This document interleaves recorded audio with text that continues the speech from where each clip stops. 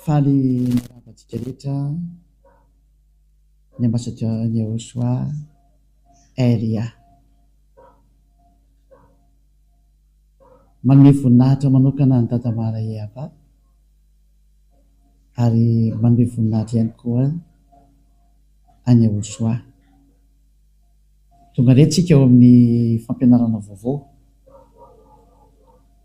Ny androantsika dia mitondra ny laharana voalohany ny amin'izao andihana fampianarana izay ho aroso indray orinesa izao tontolo izao. Mirary soantsika etra samy hotahina soasady eo am-pandenesana izao fampianarana izao ary dia miantso antsika rehetra andao hiaraka anaraka ny teny anaraka ny fampianarana. Ny lohateny moa dia hoe Iahava no ny tena anaran'ilay Andriamanitra Abrahama ary ny ankoatran'izay zany dia tsy izy dikan'izay, izay no porofontsika eto indray. Dia matoa koa fa samy falidontsika ato an-tokantrano ato hiaraka sy hiaino hijery ny fampianarana ny mamarina ny anarany hoe Dada Iahava, Iahava. Voalohany aloha izany Andriamanitra Abrahama zany, izany Andriamanitra Abrahama zany dia Hebreo ary izy no niteraka any Ismaël sy Isaka ary avy eo nefany Andriamanitra io na Elohe eo amin'ny Israelianina, izay ny dikany Andriamanitra zany Elohe amin'ny Israelianina, dia nanao fanambarana fa any amin'ny taranaka makany amin'ny Isaka no ahafantarana anazy, any izy no mandeha. Ka mbola tsy hiditra eo aloha tsika, fa aleontsika aloha hijery an'ilay hoe iza ilay anarany. Dia izay tsika vao hijery hoe iza daholo no mahalala anazy taorian'izay izy nahafantatra azy izay. Dia hitantsika fa ny farana tany amin'ny Moshe io fahalalana anazy io. Moshe na hoe Moïse ozy ny sasany, na hoe Moses ozy ny sasany, na hoe Mosa ozy ny silamo, dia hiaraka ho jerevantsika daholo ary ny teny nambaran'io Abrahama io sy Moshe mikasika amin'ny anarany. Meloha izany aloha zany dia hijery datitsika hoe tany amin'ny taona firy no nisy zany Abrahama zany aloha, ary tany amin'ny taona firy no nisy zany Moshe zany aloha, satria nanonona anarana tokoa ry zareo mianaka ireo. Satria azo lazaina hoe zafikely lavitra be mihitsy zany Moshe zany, zany hoe mety taranaka any amin'ny fahadimy any ho any angambany io Moshe io. Raha ataontsika hoe maka taona hoe eo amin'ny 100 taona eo zany sala taona tamin'izany dia maty, dia any amin'ny taranaka fahadimy misy an'izany ary Moshe zany taorian'ny Abrahama. Ka hojerevantsika aloha zany, ndaontsika naraka kely tantara hoe tamin'ny taona firy nisian'izany i Abrahama sy Moshe zany, satria izy no niaraka tamin'io Andriamanitra io voalohany ary nanonona ny anaran'io Andriamanitra io mihitsy zareo. Dia aloha jerevantsika hoe tany amin'ny taona firy nisy azy ary ao anatin'ny boky inona no misy an'zareo. Dia hojerevantsika hoe ny boky misy azy aloha mazava azy fa boky ny Israelianina zay, ary io dia efa tany amin'ny taona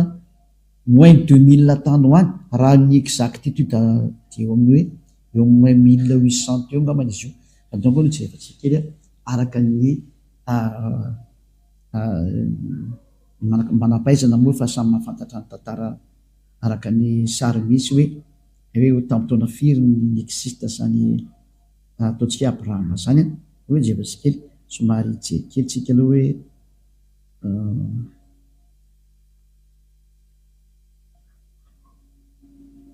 nazo kely tsy maintsy mbola jerentsika ataontsika miadana mihitsy.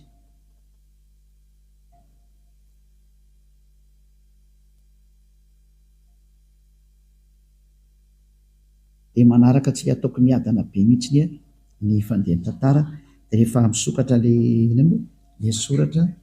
ka mialohan'izay aloha zany dia efa tantara amintsika hoe i Abrahama io io no niona tamin'io Andriamanitra io voalohany. Dia efa meko moa ny daty araka ny teneko anareo hoe tany amin'ny taona moins 1800 any nisy anazy io. Zay ho jerevako kely vetivetika io. Fa alova arahantsika maso kely aloha izay sary izay aloha hoe tany ho any nisy an'izay tany amin'ny taona moins 2000. Ary Mose kosany dia tany ho any amin'ny taona moins 1500 manodidina tany zany. Zany hoe fa ela moa ny tantara fa hoe mavoakantsika eto ihany hoe tany amin'ny taona firy no tena nisy anazy io. Ary io Abrahama io no nanonona n'io Andriamanitra io voalohany. Ka izy moa zany amin'ny maha-Hebreo anazy, amin'ny maha-Jiosy anazy, amin'ny maha-Israeliana anazy, satria izy no niteraka an'ireto Israeliana reto, dia ao amin'ireo Israeliana reo zany retantsika ny epoky. Zay zany izy andaraka kely an'le tantarantsika dia tsy maintsy alefantsika araka ny tokony izy dia hitanareo tsara hoe tena voaporofo mihitsiny fa zany Abrahama zany dia tany aloha be tany, dia Mose koa tany aloha be tany,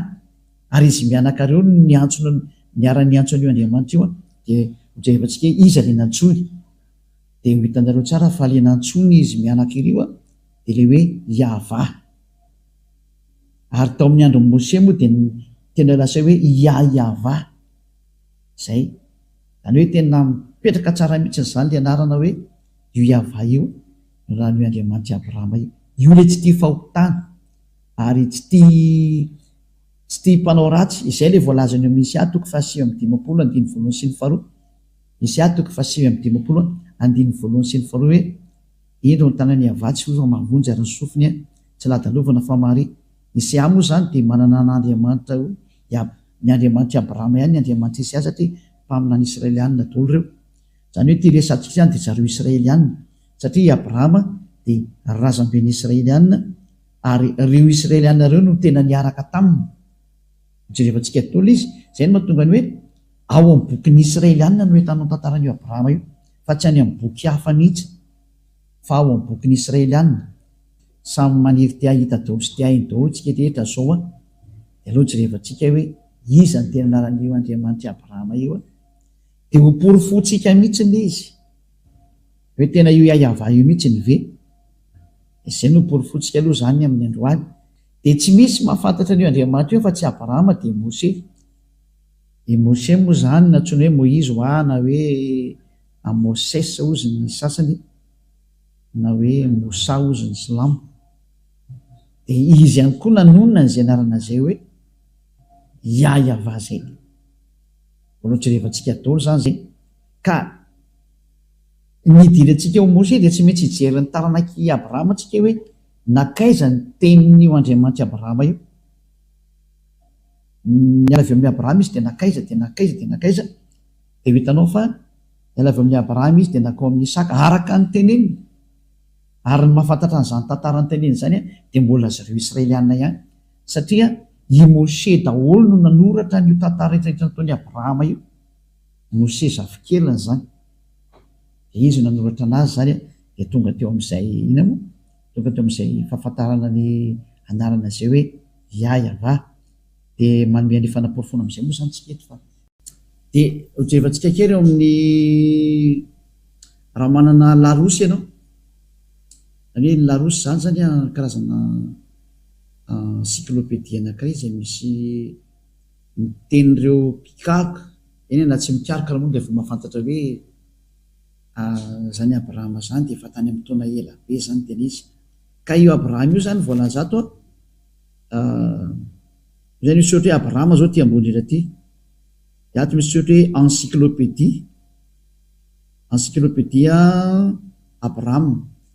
zany misy ohatra io zany. Zany hoe momba ny Abrahama zany resantsika ity. Donc cet article fait partie du dossier consacré au judaïsme. Zany hoe zareo Jiosy zany tena manana an'ity tantara ity satria Andriamanitra Jiosy resana dia Abrahama Jiosy razamben'ireo Jiosy ireo izy io. Dia jerevantsika hoe tany amin'ny taona firy zany nisy zany Abrahama zany tena jerevantsika hoe tany amin'ny taona firy taloha izy io. Dia ny voalaza ato zany hoe patriarche des Hébreux dans l'année moins avant l'an 0 zany izy tia, 19e siècle avant l'an 0. Cela veut dire zany hoe tany amin'ny manodidina ny moins 1900 moins 1800 tany hoany zany ny année nisy an'izany Abrahama zany zay raha zambeny jiosy na ny israelianina tany amin'ny taona moins 1900 tany hoany. Misy moa manome précision mihitsy ny sasany am'ireo ohatra ny hitantsika amin'izany, ohatra ny sasany zao ato amin'ity zareo mpanoratra ity hoe tany amin'ny taona moins 1812 tany hoany. Ary ohatra ny jerevantsika ty sary ity dans le calendrier hébraïque, la tradition juive s'appuie sur le Midrash Seder Olam Rabbah qui fixe la naissance du patriarche en l'année 1948 après la création, soit 1802 avant l'ère chrétienne. Zany hoe talohan'ny l'an 0 zany dia tany amin'ny taona moins 1812 talohan'ny l'an 0. Zany sary anankiray hitantsika ohatra mba lamina kely le sary keto Valérie fa hotana be mihitsy le sary ato, tena olana be mihitsy le zany. Zay sary jerevako reto moa zany resako zany fa tsy ny sary amin'ny tokantranonareo any, dia mba mijery sary koa za eto. Dia eo zany ny filazana zany tao anatin'ilay encyclopédie Larousse teo dia samy laza fa tany amin'ny taona moins 1900 tany hoany daholo zany na nisinzany Abrahama zany tany zany. Zany hoe tsy misy talohany. Dia inona zany ny fiantsoana io Andriamanitra, io Abrahama io ny Andriamanitra ny anarany ao amin'ny boky ny Jiosy, satria ny Jiosy no manana an'io boky io. Zay le hoe Sefer Torah des Juifs. Ka ny Sefer Torah zany dia ny boky ny soratany dadabe Moshe, ary ao anatin'izay boky zay no misy ny tantaran'ny Abrahama, satria izy no tany amin'ny taona moins 2000 tany hoany zany moins 2000 moins 1900 eo zany. Dia aleo zany ny tantarana zany no jerevantsika any amin'ny boky ny Sefer Torah ny Jiosy, satria izy ny tranainy indrindra ary tsy misy manana boky afa-tsy zareo Jiosy zany, boky tranainy. Zay ny hoe Sefer Torah. Ny boky rehetra zao taty oriana daholo, raha raintsika zao ny boky ny Silamo dia tatika hatramin'ny taona plus 600 taty vao nisy ny boky ny Silamo. Zany hoe taty oriana elabe zany, mbola taty oriana nateran'ilay mpaminany farany israelianina, satria ny mpaminany farany israelianina dia ny prophète Yahoshua no anarany. Le dernier prophète des Israéliens s'appelle Yahoshua. Any hoe ny mpaminany farany israelianina dia Yahoshua. Ary io le hoe tany amin'ny l'an 0 moa nametrahan'ny olona anazy. Io lay novain'ny olona hoe Jesosy Kristy na hoe Jésus Christ, zay c'est un faux Dieu. Ce n'est pas un Dieu grec, ce n'est pas un Dieu des Israéliens. Tsy Andriamanitra ny Israeliana io fa Andriamanitra ny Grika ny foroporonin'ny olona, fa tsy Andriamanitra ny Israely zany io. Zay le izay. Ka taorinan'ny l'an 0 zany vao ny Islamo no nanoratra ny bokiny, ka noho zany taraiky be le izy. Tsy maintsy ny zavatra original tany aloha no jerevantsika ny marina, zay tany amin'ny taona moins 2000 diantsika tao anatin'ny rehetra zay nahokaronao io dia amita foana hoe manodidina tany amin'ny taona moins 2000 moins 1900 teo foana na moins 1800 farafa zay manome daty aloha. Fa ny tenenina zany dia hoe izy no tena tranainy indrindra. Aza atao tsara mikaroka an'izany ndraiky ariko azy ianao, fa eto moa zany dia efa misy manome hoe tany amin'ny taona moins 1812 tany hoany le tena hoe mba le tena nikaroka zany. Ka azo atao ny karoka an'io fa tsika tsy dia karoka ny dietsika fa hoe io ny tranainy indrindra ny mahalala an'Andriamanitra zany. Tsisy afaka amaly an'izany tsika. Ary ny manana ny boky tranainy indrindra mitantaran'izany dia mbola dadabe Moshe koa, na i Moïse na Mosa. I Abrahama moa zany io ny azo lazaina hoe dadabe mifandimby. Dia nisy andry Moshe taty aoriana, Moshe moa na hoe Moïse na hoe Moses ozy ny anglisy, misy koa ny hoe Mosa ozy ny Silamo. Dia izy indray dia tany amin'ny taona moins 1500 tany hoany Mose zany rika tsika jerezay date de naissance Mose zay atsika approximative andray izy aloha de jerevatsika tandray aloha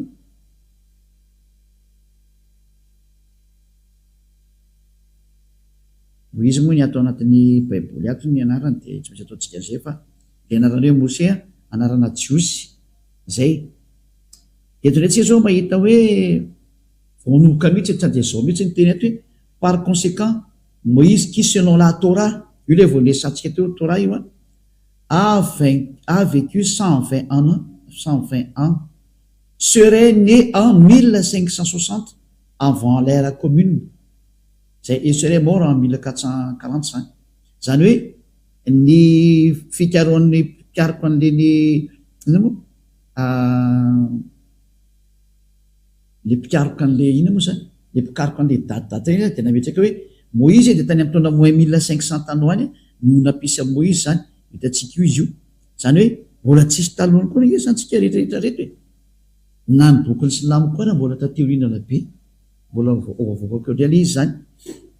reo raha tsika mamaky dao de hitatsika mihitsy ny hoe marina ny teneniko tanyreo fa tsy mamorona aminareo mihitsy ny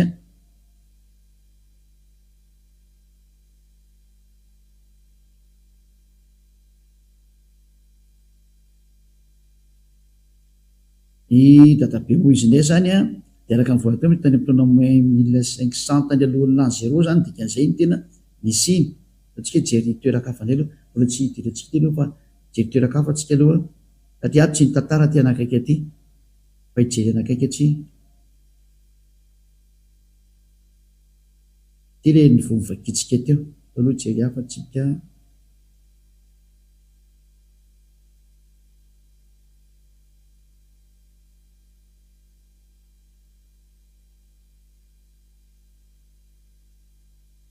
mbola tsy mahitatsika aloha fa nareo izy kiariko kely ihany le hoe manome profo anareo zany hoe tany amin'izany daty manodidina zany mihitsy ny daty naterahan'ny Mose zany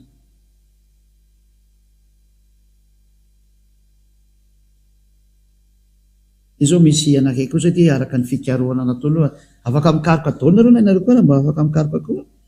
de ny tindray zao ato na ny dididina tany amin'ny araka ny fijerevana moa zany tsy hitako mety eo izy ty portrait de Moïse non Moïse ben Amram de la tribu de Lévi zany hoe taranaka ny Lévi izy zany naissance tany amin'ny taona moins 1280 tany hoany zany hoe fanakaiky tany moins 1250 moa zany zany hoe Mose zany sy Abrahama de samy tany aloha be tany daholo tany moins 1900 ny dadabe eny de ny zanany ndray taty amin'ny taona moins 1500 normal zany satria taorina zany de nisy le hoe fitondrana zanak'Israely ho andiry tany Egypta mandiry teo amin'ny 700 taona teo ka raha ny 1900 anatsorana ny na 1700 teo zany na 1800 anatsorana ny 500 de manome ny 1200 eo zany raha tany 1800 na 1700 manodidina any anatsorana 500 elanelana le 700 na 500 taona manodidina akoatrany ererana fotoana ohatrany hoe ny date de naissance tena réel mety misy erreur kely misy marge de erreur kely fa le tranainy tena resantsika hoe lay tena hoe efa tranainy be de mazava fa reo ny ela indrindra ka tsisy manana daty marina anarana marina afa-tsy reo efa tranainy reo ary eo anatin'ny Torah ny Jiosy mihitsiny no misy an'izay zavatra zay ary ny bokyny Jiosy no atao hoe Sefer Torah reo ny boky tranainy indrindra zany hoe tsy misy manana boky tranainy indrindra mikasika an'io tantaran'ny Abrahama io afa-tsy ny bokyny soratan'ny Abrahama sy ny bokyny soratan'ny Mose zava ny jareo moa zany rova nitsofina de fa Mose ny tena nanoratra ny rehetra am'izay de hitantsika am'izay fa reo ny tranainy indrindra raha ijeandrentsika ny bokyny Silamo zany na musulmane de hitantsika fa taty amin'ny taona plus 600 voanisy zay boky zay zany hoe efa taty oriny ela be zany no zany zany tsika zany tsy maintsy mijery ny famarinana tsika satria famonjena ny famonjena de hoe mamonjy olona atsika, aiza ny fomba hamonjena olona dia miteny marina dikan'izay. Tsika jery za tsy mamorona mihitsy nefa boky foana no resatsika hoe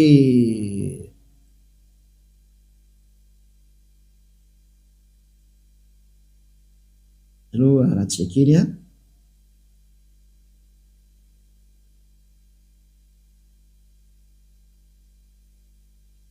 Eto zany amokany hoe tamin'ny taona findray nivoan'ny bokin'ny Silamo dia nijerevantsika eto zany dia trany dia avoakantsika ery zany ny filazana indray aty tsisy afaka hiteny tsy marina kosa ny teny satria ny boky ara dia milaza an'izany ny sary rehetra koa ny teny an'izay. Il est composé des révélations faites par Dieu au prophète Mahomet par l'intermédiaire de l'archange Gabriel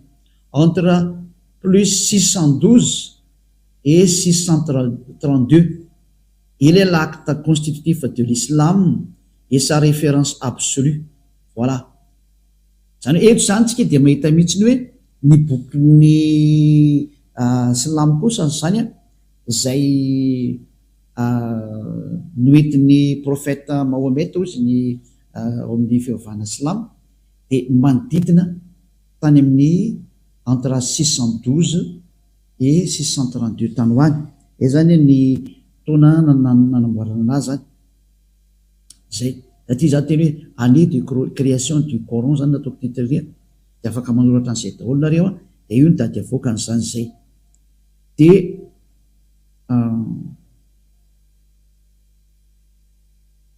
tindray misy mbola fanazavana anankiray. Quand est sorti le Coran, les plus anciennes versions complètes du Coran dateraient du 9e siècle. 9e siècle. Des fragments très rares pourraient remonter à la fin du 7e siècle ou du début du 8e siècle. Zany hoe tokoa zany dia misy milaza indray hoe somary tatika hatramin'ny taona moins 600 taty ho any daholo zany le izy, zay ny tena tinitenina zany zay. Ary izy nanoratra ny Coran voalaza ato mihitsy mazava teo fa anatin'ny bokinareo any daholo zany. Dia ny voalohany dia tany moa zany dia ilay mpitarika anazy efa ankitsika tanareo tany dia tony anisan'ny mpanoratra tony dia ny kalifa Abu Bakr tany amin'ny taona 1632-1634. Reto zany efa ilay mpanoratra taty aoriana fa ny création créateur an'ilay izy dia efa hitantsika tanareo tanikatra hoe ny prophète Mahomet no nanoratra an'izany Coran zany, ny bokin'ny Coran zany tamin'ny alalan'ny fanambarana zany mazava ho azy Gabriel archange, anjely Gabriel zany raha mijery dia tany amin'ny taona 1612 sy 1632 tany ho any zany. Dia mazava ho azy zany fa raha izay sary nresantsika teo zay dia ny manana ny tranainy indrindra ny amin'ny teresaka Andriamanitra Abrahama ity, satria moa tsy ny Silamo koa miteny hoe Andriamanitra Abrahama, ny azy moa teny hoe Ibrahima ny anaran'ny zareo ndray, fa Elia miteny hoe Abrahama satria ilay izy tany amin'ny bokin'ny Jiosy no ahitana anazy voalohany dia ny Jiosy nanona hoe Abrahama dia zany hoe ilay Andriamanitra Abrahama zany dia tena i Abrahama mihitsy, zay no anaran'izay. Ary satria moa samy miaraka milaza fa samy miteraka ny Ismaël sy Moïse ireo na i Mose Isaka samy miaraka niteraka ireo dia mitovy ihany zany le izy nidikan'izay sary io, satria i Abrahama dia niteraka ny Isaka sy Ismaël tokoa. Dia izay no tokontsika hoe miverintsika ny amin'ilay anarana original dia ilay nitenen'ny Mose ary tenen'ny Abrahama dia ny Andriamanitra Abrahama sy Mose zany iza eto jerefantsika amin'izay ary any amin'ny Sefer Torah. Ino atao hoe Sefer Torah? Ny bokin'ny Sefer Torah dia ny boky tranainy indrindra ny soratan'i Mose, zay ny atao hoe Sefer Torah, boky nosoratan'i Mose io. Ary boky nosoratan'i Mose io ao anatin'io ny tantaran'i Abrahama, ary anatin'io ny tantaran'i Mose ny arahany tamin'ny Andriamanitra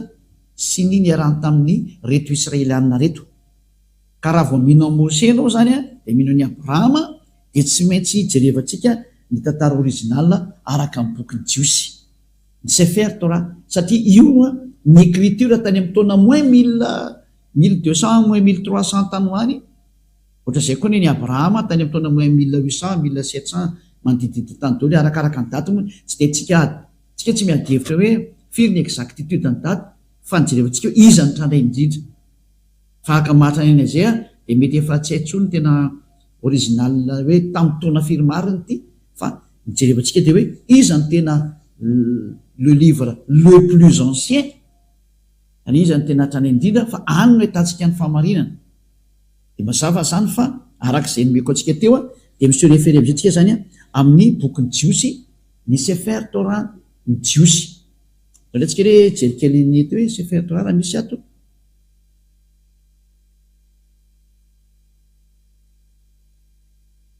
zany hoe manometsika ana foana zany hoe zao ny fomba fijeryn'ny fahamarinana dia afaka mijinenao koa re afaka mijery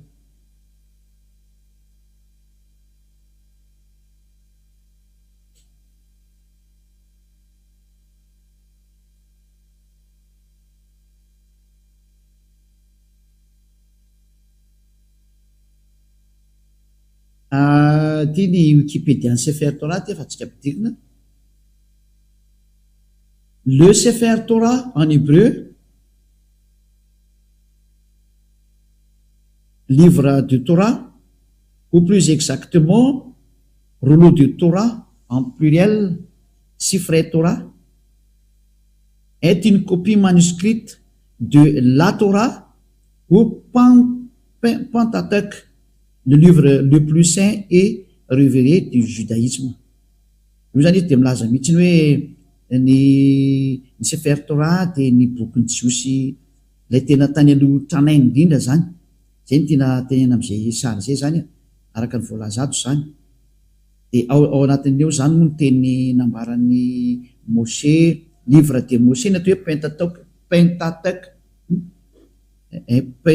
Pentateuch zany production d'un Sefer Torah eo ambany indray selon la loi juive un Sefer Torah ou Sifrei Torah est une copie du texte hébreu des 5 livres de Moïse, c'est le Pentateuch. Pentateuch zany zay ka eto zany lay atao hoe Sefer Torah zany dia lay boky 5 sorata amin'ny Moshe zay le hoe Pentateuch zany zavazany amin'izay hoantsika rehetra zany hoe ny Sefer Torah zany misy ny original ny boky ny sorata amin'ny Moshe ilay tany amin'ny taona moins 1200 na moins 1300 tany alohan'ny l'an 0 io zany tany indrindra mazava ho azy zany fa raha hijery anarany Andriamanitra Abrahama zany tsika dia hijery ny anarany araka ny bokyny Sefer Torah ny jiosy io ary tsika manana to Elia manana mandao jerevantsika tola hoe nanonona an'io anarany tokoa ve Abrahama dia anaran'io Andriamanitra io dia iza ny anarana nytonon'ny Abrahama satria zareo ny tranainy zany zany hoe zay tateoriana zany mazava ho azy fa tsy azo considérena ny antony raha mahita ny original ve ianao tsy eleo hoe mankany ny original automatique nge zany ka rehefa ho any amin'ny original tsika ny anarany Andriamanitra marina original dia aloha zay nytonoany Abrahama sy Moshe no jerevantsika iza ny tonono zareo araka ny Sefer Torah ny jiosy satria mazava be hoe livre en Torah dia ny sorata Moshe hitantsika io le Pentateuch zany io livre de Moshe io livre de Moïse ny atao hoe Pentateuch zany io misy an'io entre parenthèse mangamanga io livre de Moïse na Pentateuch zany zany hoe ny Pentateuch zany soratra Moïse zany hoe ny boky 5 Genesis Exodus Numérie Leviticus ary Deutéronomie zay moa zany livre soratany Moshe zany fa misy ny tantarany Abrahama kosany misy ny tenin'ny Abrahama teo amin'ny bokyny Genesis ndao tsika ary hijery ny tenin'ny Abrahama raha ny antsoan'io Andriamanitra io izy dia iza le nantsoiny araka ny bokyny jiosy atria dia mahay an'izany daholo ny rehetrarehetrany amareko fa zany tsy misy fanaratsiana n'iza mihitsy zany tandremo fa zany Elia zany dia mpamonjy olona ary mpanavitra olona dia misintona ny olo hoe andao hitodika any amin'ilay tena Andriamanitra marina, mamonjy, manala ny fahotana ary tsy tia fahotana. Satria ny objectif an'io Andriamanitra Abraham io dia manala olona fahotana ary mametraka olona, rendre quelqu'un parfait, zany hoe atao izay atonga olona anankiray ho parfait. Ary tia Andriamanitra Abraham toy communauté izay anarana hoe Yahva ho jerevantsika, dia lasa parfait ny olona miaraka aminy. Ary tia olona miresaka aminareo ty ny parfait voalohany eto ambonin'ny tany Elia. Raha tsy zavy hoe zahay hiantsonareo hoe ndao hiaraka amin'ny Andriamanitra Abraham izay tena maro io, fa izay miaraka aminy hoe tena lasa parfait rehefa avy eo hoe ndao hiaraka aminazy zany. Zay ny anton'izao famonjena zao, satria io Andriamanitra io dia parfait. Raha tsy zavy izy miteny hoe za tsy hiaraka amin'ny mpanota, tsy mila olona non parfait izy zany, tsy mila olona tsy tanteraka izy zany, fa ny ilainy dia olona tsy manota intsony. Ary zao Elia mampianatra noho ny fampianarana zao dia mitarika sy mitonanao ho lasa ho tsy mpanota intsony, satria efa be dia be ny tsy mpanota eto ambony tany izay miaraka amin'ny Elia. Ary ianao anisan'ny antsoina, satria io Andriamanitra ny Abraham io lazaiko anao tsy tia mpanota zany io, tsy tia mpanota io. Zay no natonga ny mpamina ny Esaia amin'ny teny hoe tsy mihaino ny mpanota zany io Andriamanitra io, ary tsy mihaino ny olona tsy tanteraka. Ho resantsika daholo moa zany fa leo dia tsy kelikely aloha dia ho porofoko aminareo amin'izay olombela rehetrarehetra fa mpanota daholo ny rehetrarehetra reo. Na misy miteny ariany hoe zay tsy mpanota dia mbola mpandainga koa ianao, fa mpanota daholo nareo. Fa ny ateo tsy mpanota dia miantso ny Andriamanitra Abraham hoe Yahva io. Dao jerevantsika raha ny tenin'ny Moshe mikasika ny dadabe Abrahama zany, vaketsika aloha amin'ny teny gasy, lasa ilay teny gasy teo aloha merina kely karoka an'izy teo.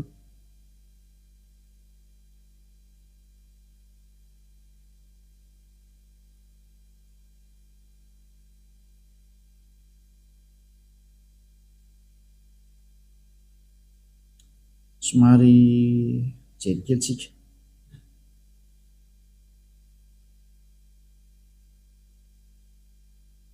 Genesis zao 18 ataoko amin'ny teny gasy, dia avy eo vadiko amin'ny teny Hébreo. Genesis 18 zao vakitsika voalohany. Genesis 18. Ary nifindra ny ala teo izy hankany amin'ny tendrombohitra atsinanan'ny Betela, ka nanorina ny lainy teo anelanelan'ny Betela tao andrefany Siay tao atsinanany, dia nanorina na altara teo koa ho an'ny Yahva izy, ka niantso ny anarany Yahva. Tsy izy io fa i Abraham io resahany eto io, niantso ny anarany Yahva i Abrahama zany. Ray izay. Genesis 13:4. Genesis 13:4. Dia tao amin'ny tany izay nisy ilay altara nataony tamin'ny voalohany izy, ary dia niantso ny anarany Yahva teo Abrahama. Ny Abrahama zany dia niantso an'ilay Andriamanitra tanarany hoe Yahva. Dao tsika ry jery an'io anarany io tokoa tsika amin'ny teny jiosy, satria ty zao ohatry teny gasy ange fa sy teny Hébreu. Dao vakitsika ary ny teny jiosy zany, dia vakitsika ny teny Hébreu amin'ny bokiny Sefer Torah jiosy. Amaky an'ity zany tsika zao.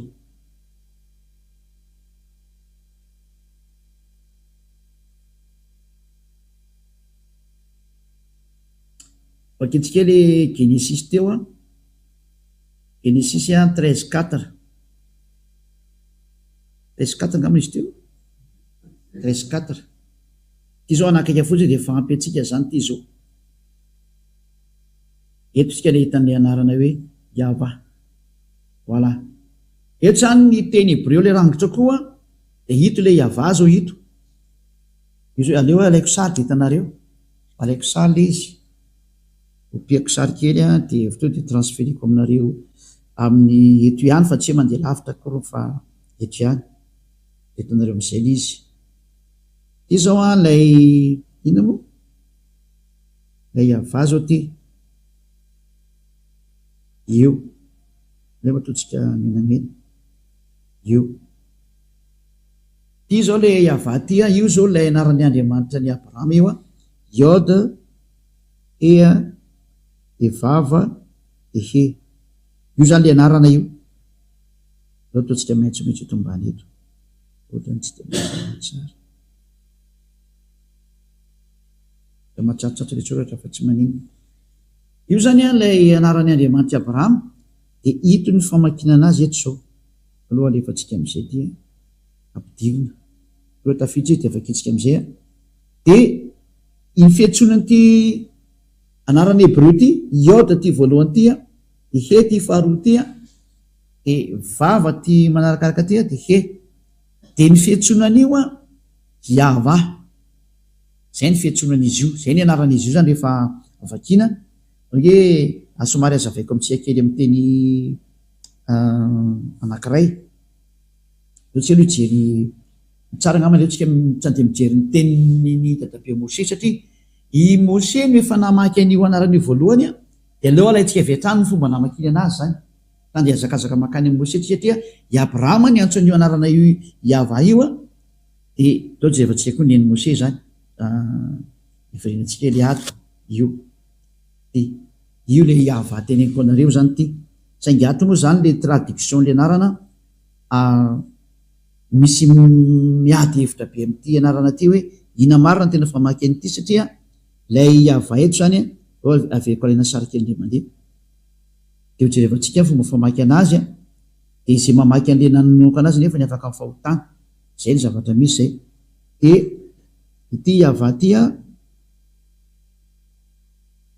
ty Iôdy hevy ty a ito famakina anazy ito zao io famakina anazy de ny famakinan'io a ho ampianariko atsika eo rehefa aveo a Iôdy Ia de Ahasa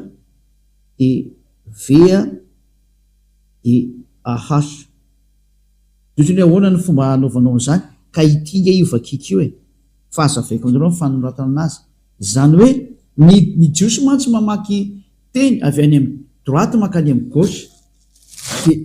ny famakinan'io a Yahva zay ho ampianariko anareo mihitsy aveo aloha jerevantsika fotsiny le sara zany hoe ty zany rehefa tena vakina am'izay fomba famakitsika normal de hoe Yahva dosana hoe nitako ato kosa ny ohatrany hoe W de ato amin'ty anelanelany ty tsy misy ato zany io teneniko io aiza ny ato ary ahoany ty fantena mipetraka dolo anakireo ahoany reo teny reo satria raha amin'io teny Yahva io a de tsy hita io zavatra io de osiko mantsana hoe andao ho jerevantsika dolo ny dikany ary aloha ampidiritsika le mandeha zany iny a de tafiditsany iny aloha de ndao atsika rijery ny dikan'ireny ndao tsika aloha iverina makany amin'ny Mose indray de izay tsika vao iverina etotsika makato amin'ty teny dadabe Abrahama ty ho any Mose tsika aloha de rehefa hitatsika ny tenin'ny Mose a de voavakitsika am'izay io ahoana ny famakina n'lay narana Yahva teo zany a ndao vakitsika indray ny bokin'ny Mose zany zay zany misy anazy indray a ary ika hatramin'ny bokin'ny Exodus ny dikan'le Genesis aloha amin'ny teny Hebreo a dia Bereshit ny anaran'ny Genesis amin'ny teny Hebreo de ndao tsika ary hijery am'izay le Genesis a fe misy teo bokin'ny Mose ao amin'ny Exode bokin'ny Exode moa de Shemot amin'ny teny Hebreo io izy io a Shemot amin'ny teny Hebreo de ty Shemot ty zany amin'ny teny Hebreo a Exodus amin'ny teny hafa firenena amin'ny anglais Exode amin'ny teny frantsay de vaketsika indray ny Exodus 15 fa ato i Mose no nanona ny anaran'ny Andriamanitra zany Exodus 15:2 de hitatsika le forme le Iôda sy teo a fa sady mampianatra anareo a zany eto a ny fomba famakina le teny Hebreo no mamantatra hoe iza marina ny tena anaran'ilay Andriamanitra Abrahama ny fiantsonana n'ilay anarana de alefako am'izay tsikelikely alefako en général aloha de idirako tsikelikely am'izay de aza mataotra fa hainao am'izay mamaky an'io rehefa aveo ty izy a le zany le teny Azy Vizimrat ya ty moa zany ny transliteration n'izy Azy Vizimrat ya ka ity ya ty zany a no jerevantsika hoe iza ny tondrony ty ya ty fa ty ya ty zany ny anaran'ny Andriamanitra Abrahama satria io nomeny voninahitra zany ty ny netsony ty ya ty a ty le nantsony Abrahama zany ty tandemeko atsika eto le tsolo zany a ty le nantsony a de inona famaky an'ity ty le forme hitatsika teo zao tsy tia trasy kely izy a fa ty tsika manomboka mamaky teny a de mahazava-be aminareo am'izay izy rehefa avy eo ty le anaran'le Andriamanitra Abrahama zany io Yod C de inona famakiny an'io de ny famakiny an'io a zao tsika aloha lefa tsika any a inona famaky an'io a zao lefa tsika any aloha satria averytsika tazomina io rehefa avy eo a de averytsika le mandeha inona famaky an'ity a de mamaly an'izay ndray a ny famaky an'ity teny ty a de itikatra ty ny famaky anazy ty ia ty io donge le alaiko sary ndray aloha hoe de averiko aminareo alevako tsikelikely ho de am'izay nareo maraka tsara ity ny famaky anazy a ny famaky an'io de ity io ary tsy hovaina zany ny dikan'izay raha vao mahita le forme Yod C santsika de ia ny famaky anazy ia zay de alefatsika any iny zany a de ho ampianariko anareo zao ny dikan'iny ataoko amin'ny tableau akaiky satria efa ampianariko ihany nareo de mampianatra andreo za nahitatsika n'ity forme ity de zay vao maky an'le teny anglais rehefa aveo a satria mamaky an'le teny anglais tsika rehefa aveo hoe ty ny anarany ty zany a misy Yod de he a de vava de he ohatrany hoe ahoana ny ahafantarako an'io anaran'io ka amaky an'izay tsika aveo hoe tena anarany izy io de nahita nefa antsika ity forme ity forme ty hitatsika teo ty forme ty hitatsika ty forme ty fa ity forme ty a de vakina hoe ia zay hitatsika teo zao vakina hoe ia ty forme ty zany ia le vao ny vakitsika teo zay satria tsika nahita ty forme ty hoe Yod de he de ny vakina hoe ia io noho izany zany ny famakina an'ity voalohany ty zany ny dikan'izay a eo avakitsika ty voalohany ty hoe Yod C ty de ty zany vakina hoe ia zao ao a de alaitsika sarinay iny aloha ho azy nandray antsoratra hoe ia ny famaky an'io voalohany io satria hitatsika tamin'le forme tao amin'ny dadabe Mosè le namaky an'ity forme ty hoe ity forme ty a de ia ny famakina an'ity de mazava zany averytsika fotsiny izy a mba tsisy erreur le teny a ia ny famaky an'io atsisy afaka mamaly an'zanyko sady hitatsika le hoe ia teo a de ny vakiny dadabe Mosè hoe ia le izy de tsy misy olo afaka mamaly an'zany ko tsy marina zany hoe iarahantsika neta teo iny izy ary mbola iverina atsika alaiko sarina iny zany dikan'izay de amprimitsika any a fa vita aloha zany anankiray iny de ia iny a de fa lasany izy iny zay zao lasa iny zay ao andray ny famakina an'le faharoa inona le faharoa kay ty ndray le faharoa ty ny faharoa ty tandemeko ly de aveo vao maky an'le anarana am'izay a ty zao aloha ngamba de vakitsika ia izy my strength amin'ny teny anglisy io zany hoe ia ma force and song ary hirahirako zany and his become my salvation ary izy de lasa famonjena he is my el zany izy no Andriamanitro and I will prepare him an habitation de ary anamboatra fitoeranao anazy a zany hoe ity ia ty zany a no Andriamanitra ny jiosy ia no anarany ito moa sao de tena mazava-be mihitsy izy eto hoe ia io ambony io ia na hoe Yod he ia de io ny Andriamanitra ty ambany ty dikany el de Andriamanitra zany is my el zany hoe amin'ny jiosy zany a ny Andriamanitra ny jiosy a de antsony amin'ny anarany hoe ia lay Yod sy he mazava-be zay tsisy dina hevitra tsony fa de efa mazava ny teny dadabe Mosè hoe ia ny fiantsonan'io de inona indray ny fiantsonan'lay anankiroa farany teo zany ao tsika hiverina indray ary any aloha verina indray tsika amin'ilay ato ihany ka ena amin'lay anankiroa farany indray tsika zany ito indray atsika efa nahitan'le forma hoe Yod C saingy ato indray moa nataony hoe Yahweh nefa antsika teo vao nahita mihitsiny hoe ato amin'ity transliteration ty a de tsy Yahweh mihitsy ny na voan'le katolika romane hoe Yahvé izy ny katolika romane satria ato amin'ny transliteration dia iava ny fiantsonana azy ato zany alaitsika sarindray la izy de misy indray moa teny hoe iao io fa tsy iava zany de vakitsika indray la izy hoe diso koa zany sary zany fa ny famakinan'io a fihetsika indray manjely izy ray ny famakinany ty a reo fihetsika alaina sary indray mandeha fa voakitika izy teo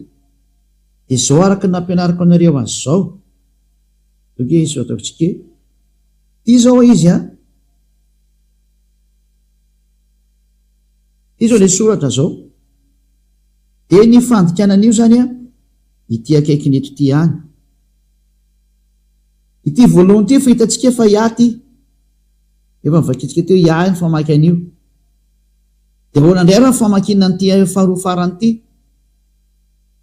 le ato zany ty faritsatyny azy moa gauche vers la droite a de ahoana nyfanoratana nyty le vava sy vava lavalava ehe ahoana ny famakinan'io de ny famakinan'io zao zareo a de w a h de eo le natonga dolo ami teny hoe oa fa tsy oa famaky an'io fa va mijiosy ny jiosy de mamaky an'io hoe va ohatsy rehefa tsika aloha zay teny zay hoe aiza manamarina fa amijiosy ny w a de ve ny famakinana azy de andreo ndratsika jery ina moa karazana encyclopédie akaiky amin'ny Wikipédia ny jerevantsika anazy a somary jery taratra an'izay ny atsika zany ndratsika jery kely taratra an'izay sary zay ia moa voatikako sa mbola ao apidiko le izy a de ndratsika jery encyclopédia mitantaran'izay ina moa hoe vava ny fiantsonan'izy io a somary jery kely fikaroana aloha amin'ny teny jiosy le izy a hoe ahoana ny famakinany w eo amin'ny jiosy de ny jiosy tena nanao fanitsinany teniny fa ny famakinany ina moa ny w amin'ny jiosy a de tena vava na hoe ve ny famakinana azy ho jerevantsika ato le izy a fahitako le izy zany azo nareo ampidirina am'izay ity a dia Wikipédia te Wikipédia moa zany de ny mpikaroka maneran-tany manam-paiza maneran-tany zay mpanao ny fikarona mombany amin'ny teny amin'ny chiffre amin'ny lettre hoe ahoana fomba famakinany w izy zareo a de ny famakinany w izy zareo a ty tany amin'ny taona moins 200 tany a ary zareo soferim jiosy no nohatra nyty sofera jiosy de to hoe sofera de le mpanohatra ny sefer tora ena to hoe sofera am'zareo de reto mpanoratra ireto a no nanao fanambarana tany amin'ny taona moins 200 io hitatsika io tany amin'ny taona moins 200 tanoany talohan'ny lan zéro zay reto hoe BC io zany talohan'ny le BC io zany lan zéro consideran'io a de talohan'ny lan zéro zany ny daty a moins 200 de namoaka fanambarana ny jiosy maneran-tany tany amin'ny taona moins 200 tany fa ny famakina ny lettre w am'zareo a de tsy w hoe o fa ve ny famakinan'io any am'zareo any ary tsisy afaka iady amiko izy ny tompony teny a de tsy anao afa firenena kory ny andeha maly an'zareo fa adalany zany satria izy koa manana ny cultureny a ary manana ny civilisationnany zay hitatsika eto zany lay vava ty zao lettre vava teo lesatsika teo hoe vava ny anara izy io amin'ny teny hébreu a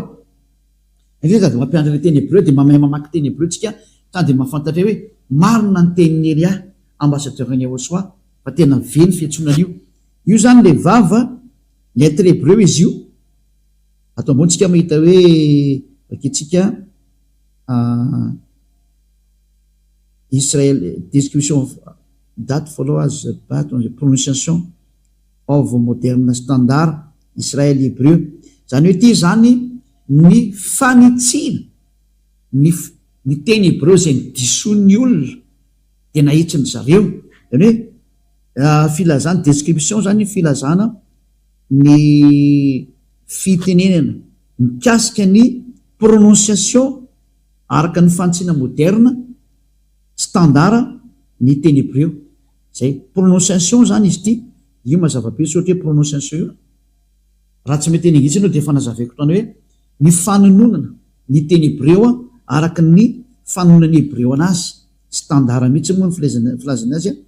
Israel hebreo io lettre hebreo zany izy ty Israeli hebreo any hoe teny hebreo zany izy tya dia nanao fanambarana ny hebreo zany fa tsisy afaka hiady aminazy fa izy manana ny teniny hoe ohatra ianao zao malagasy manana fomba fiteninao ianao ka rehefa zareo azy idiranao ny fiteniny mahafantatra ny tokony ataony amin'ny teniny izy ka rehefa izy namoaka etiny fa makinay io dia tsy idiranao lalina zay mpanazy zay ary zay olona nanaraka an'izany tsy pitenenany zareo zany ka nandeha mahitsy tahaka ny Eliasa dia miteny hoe zao ny famaky an'io dia tsy manota intsony zay miaraka amin'ny Andriamanitra Abrahama io zay mantsy ny objectif lasa olona tanteraka tsy mety manao ratsy intsony satria mahafantatra le anarana marina rehefa hainao le anarana marina dia tena tsy manota intsony ao aorianan'izay io le lettre vava dia io le soratra vava hitantsika io dia io le hitantsika fiteneza vava dia fomba fanoratana fanononana io izy ve azy ny vogue zany hoe ve ny famaky an'izy io zany ato mantsy ny prononciation ato ambony ato hitanao tsy prononciation approximate western european equivalent zany hoe mitovy amin'ny fiteniny européenne ka ny européenne rehefa mety hoe vogue dia vogue ny fiantsony anazy c'est un lettre V donc io zany ny fiantson'ny lettre vavy amin'ny teny hebreo araka ny nanonany Abrahama sy Moshe anazy dia V ny fiantsonana an'le W iny fa tsy WO ohatra ny nataon'ny sasany fa tena V direct mihitsiny raha izay jery encyclopédie anakaiky indray tsika aloha Wikipédia anankiray satria hitantsika izy fa Wikipédia io eo ambony io Hébreu alphabet wikipedia.org eo ambony io zay hitantsika tsara wikipedia.org zany zay Hébreu alphabet dia mazava tsara anao zany fa resaka alphabet tya araka ny alphabet hébreu dia jery indray tsika Wikipédia anankiray indray araka n'izay sary zay jerevantsika indray ato ambony ato mbola misy Wikipédia anankiray izy ty koa zany tany amin'ny taonina mbola tany amin'ny moins 200 ihany koa ty ary izy ty izy dia navoaka an'zareo tao anatin'ny système photo cananéanna phénicianna ramianna ary hébreu zany hoe ity fanononana ny teny hébreu ty zany dia aventsika tsara eto alphabet hébreu lay ty araka ny Wikipédia foana iry ambony hoe wikipedia.org eo amban'le hoe Andriamanitra Abrahama io wikipedia.org any hitantsika io zany hoe teny jiosy zany izy ty dia l'alphabet hébreu zany tena alphabet consonant zany hoe abjad dia ato ambany eto am'izay tsika zany ijery am'izay hoe tany amin'ny taona moins 200 talohan'ny l'an 0 indray nisy an'izy io dia hojerevantsika indray ny fanononana azy tamin'izany fotoana zany dia ahoana ny fanononana ny lettre V dia anao jerevantsika ato indray izy ny fanononana ny lettre V io zareo dia ity indray le vavy ty io le vava WAW dia ahoana ny fanoratana anazy ny fanononana anazy io V mivaravara be io fanononana anazy V dia ndao hoe jerevantsika ato ambony ato hoe phonème ny phonème zany dia son an'le izy mihitsy atao hoe phonème hoe rehefa miantso an'io no io anao dia ohatran'ny ahoana ny non io dia hoe V tena V mihitsy V fa tsy hoe O fa V va zay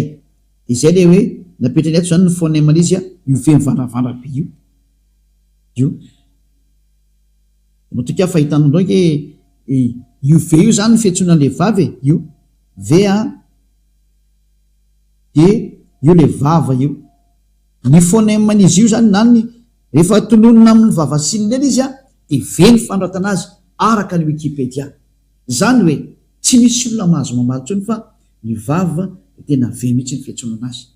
ndao ry ivahinantsika amin'izay ary le teny hébreu nefa jerevantsika tany aloha teo zany ivahinantsika amin'izay izy satria efa nalaintsika sary le izy dia melony akatsika sary anazy dia aleo zany anoratra aloha soratako mihitsy le nampianariko anareo teo dia fafatsika aloha ty zao dia aventsika soratana amin'izay le izy dahoarany ty zao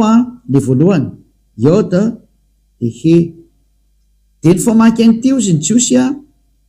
le voalohanyity zany a tia toko eto ambany eto zany ny famaky an'ity a de ty zany i de ny famaky an'ity a ahaso zay ny famaky an'io toko tsotsotra mihitsiny izy a donc zany rehefa tambatra l izy a de tena hosoratatsika amin'ny normal de lasa mivadika hoe ya soratatsika eto am'zany hoe ya zany ny famakinan'io ya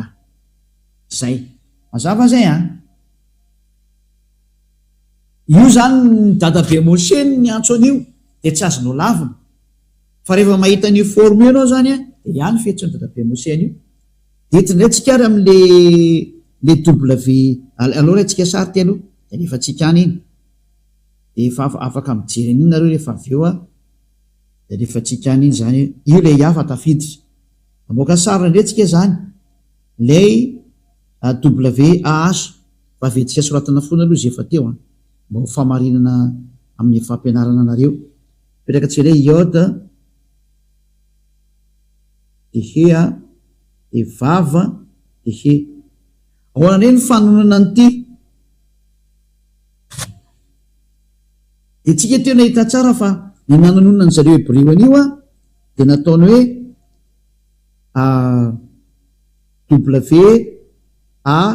WAH zay ny voasoratra atao anatin'ny transliteration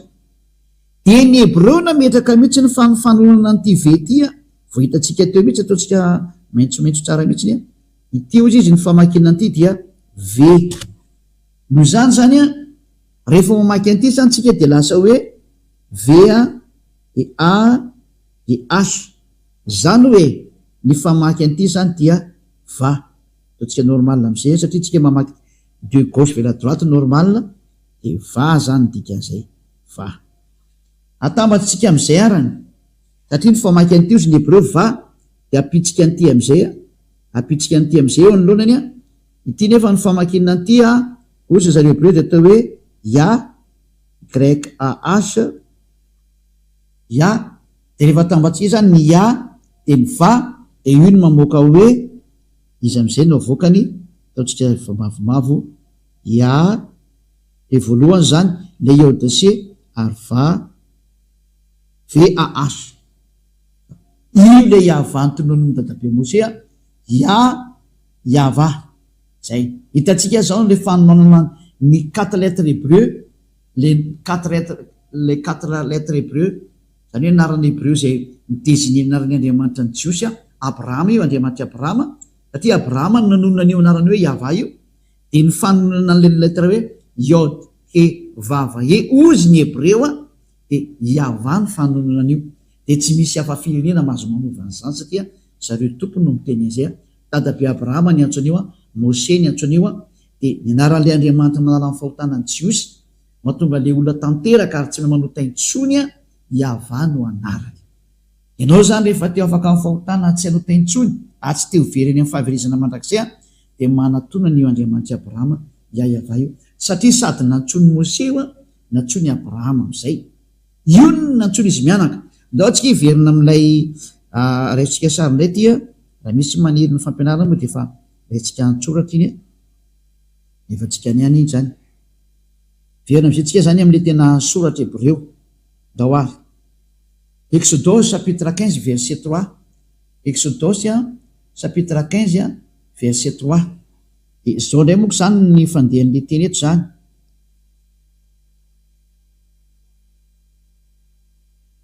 ny famakina ty teny hébreu ty zany a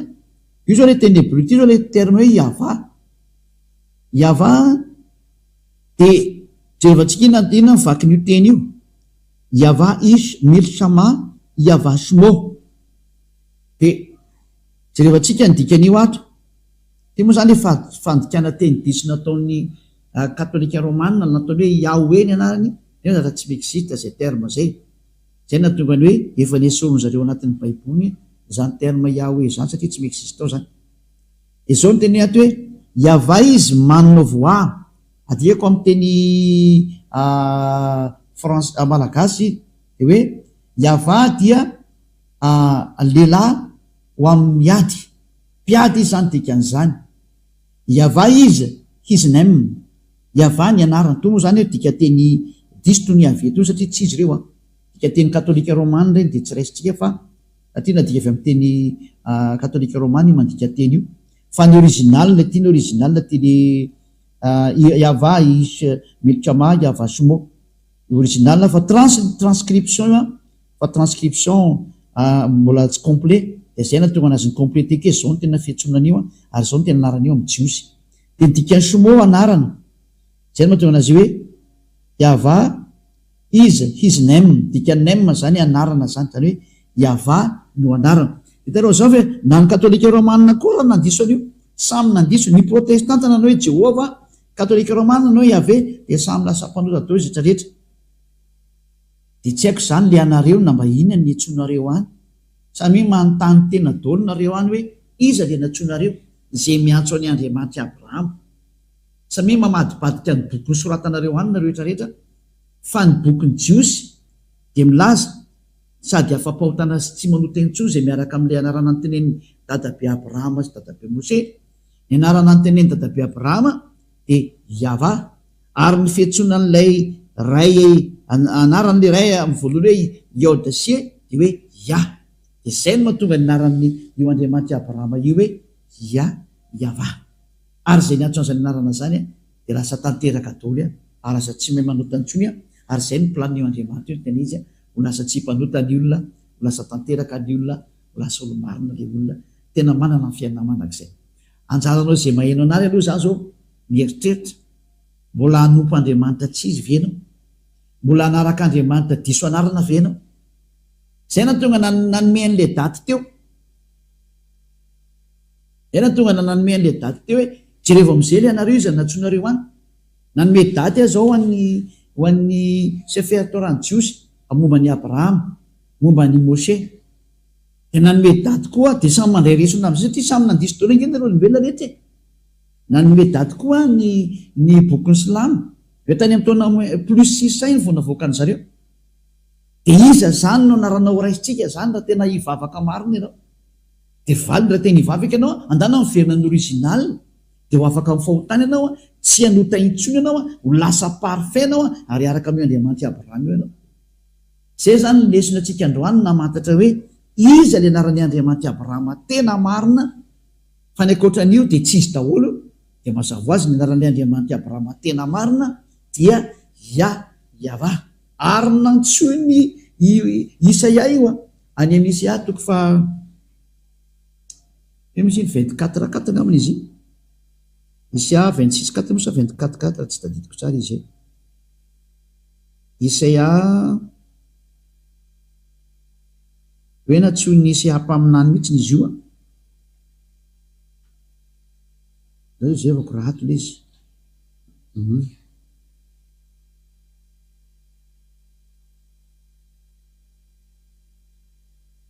Isaia 26:4 izy fa tsy 24:4 Isaia 26:4 mijerevantsika kely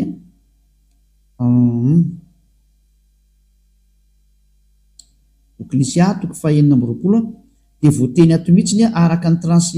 transliteration sy ny phonème zany mazava azy miaraka amin'ireo Isaia 26:4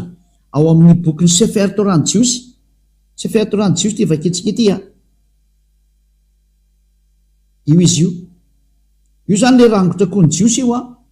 io lay soratra jiosy io fa tsika tsy andany andro rehefa misy dikateny to akaiky to de aleo tsika mandika an'le dikateny abitso va Yava adeyad kibia Yava io izy io fa mitambatra tsara io Yava tena mazava be mihitsy io tena ny anarany dada Yava zany de hoe Yava ary tena miaraka tsara izy io rahantsika mahita be ny vandavanao hoe resiko soratra hoe tena ny fiantsonana azy de tena atao hoe Yahva mihitsy izy rahantsika nahita teo hoe jevatsika tsara le soratra io tsika hoe ya zao ty de nitoiny ty Yahva ito le soratra ito kade dasikely fa disitsika lo le to alefa am'izay tia any iny nitafiditra any iny de ty le soratra zao tia io tanareo io i zao le ia ty ambony ty ambony ty zao le ia io ampovoany io izy io de midina atao satria droite vers la gauche de ty le toy ty iava ty ambany ty io zany le iava fa tena milahatra tsara mihitsy dao laiko sary de mihinanareo de hitanareo tsara fa hoe tsy tanai izy zany de ndao metsika hoe tena fiantsonana azy mihitsy ny hoe iava io zay ty zao le ia ty io le ia de ty nytoy rehefa aveo io nytoy iava zay de hitanareo tsara fa tena anarana fiantsonana azy mihitsy le hoe iava ka zay ny anaran'le Andriamanitra Abrahama iava no anarany de matoka zany fa voaraintsika am'izay le hoe ny anaran'ny Andriamanitra Abrahama zay tonony dadabe Mose ary meny Elia teto am'izay ny fanazavana le anarana jiosy zay tena mahatonga olona parfait ary non pécheur non sineur ame tsy manota intsony de zany anarana zany no antsoina hoe iava Andriamanitra Abrahama io zany rehefa tsy niantso an'izay anao de diso io Andriamanitra anao io niantso Andriamanitra tsy izy ianao ary voafitaka ny teny izy de ifitiavana moa ny Elia niantso atsika sady misintona atsika iaino hoe jerevo Andriamanitra Abrahama io fa io le tena mpamonjy io de ho jerevantsika am'izay hoe rehefa niantso an'io ary dadabe Abrahama sy dadabe Mose tany amin'ny taona 1000 tany hoany mahery tany tsisy talohany ny bokyny Islamo zao tateoriana plus 600 taty taoriny elabe zany tena taoriny elabe fa ny bokyny Jiosy Sefer Torah kosiny tany amin'ny taona -1500 -1800 tany hoany zay zany nitraneny indrindra ka raha izay nitraneny indrindra lazaiko anao zany tsy azo toerina zany le teny dikazay fa ny marina zany de niteniny dadabe Abrahama sy dadabe Mose ary niantso an'io Andriamanitra io izy mianaka tamy anarana hoe iava fonjerevantsika teo zao zay ahitatsika teo donc nampikely an'izay teny zay hoe faranako anazy zany am'izay mba afapo tsara mihitsy nareo no jerikely amin'ny dika teny gasy aloha de zay vo avantsika rikatra amin'ny teny manaraka izy somary kalika kely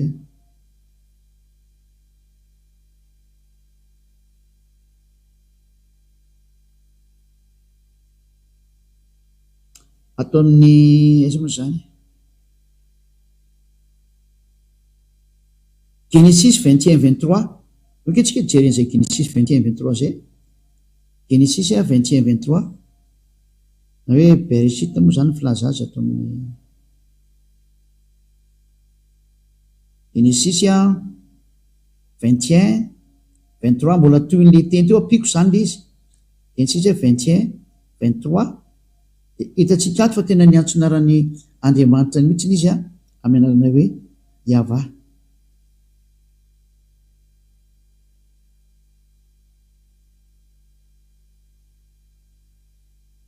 renaka izany izy teo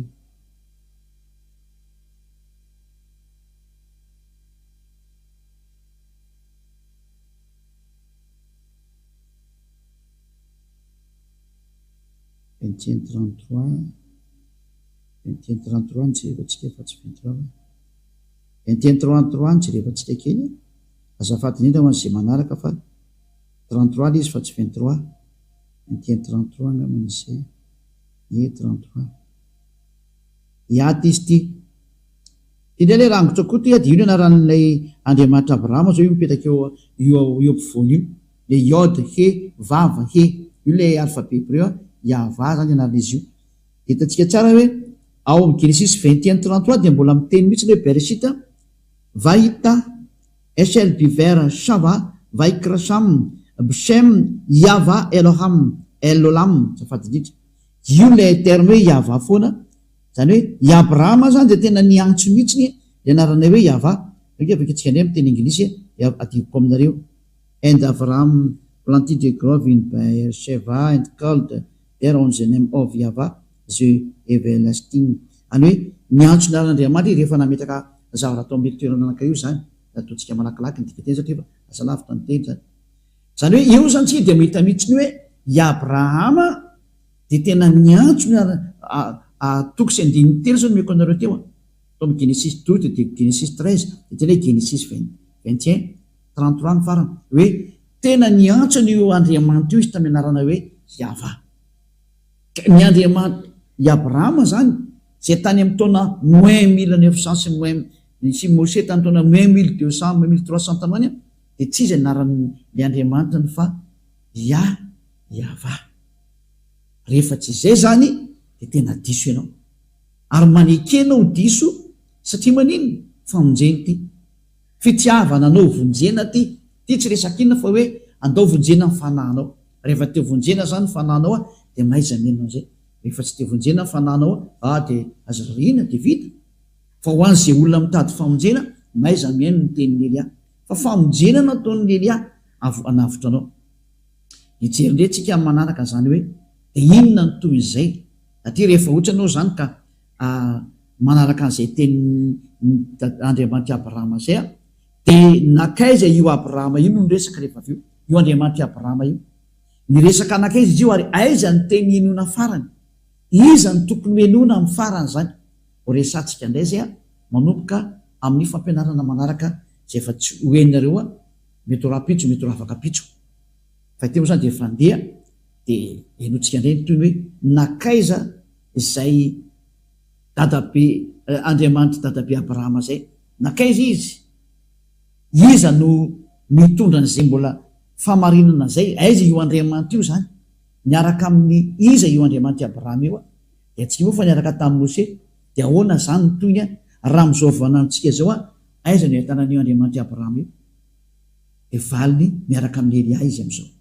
De zay zao toriko aminareo zao fa mandrapatonga ty amiko aty ho jerevantsika mihitsy ny famarinana ho alefantsika tsikekely fa tandroantsika mahita tsara mihitsy hoe i Abrahama de manana le Andriamanitra ntsona mianarany hoe Yahva ary zay koa Mose Yahva tao Mose moa nafatany hoe Yahva fa atao amin'ny Abrahama mbola Yahva ny etsony anazy fa atao Mose vao nataony hoe Yahva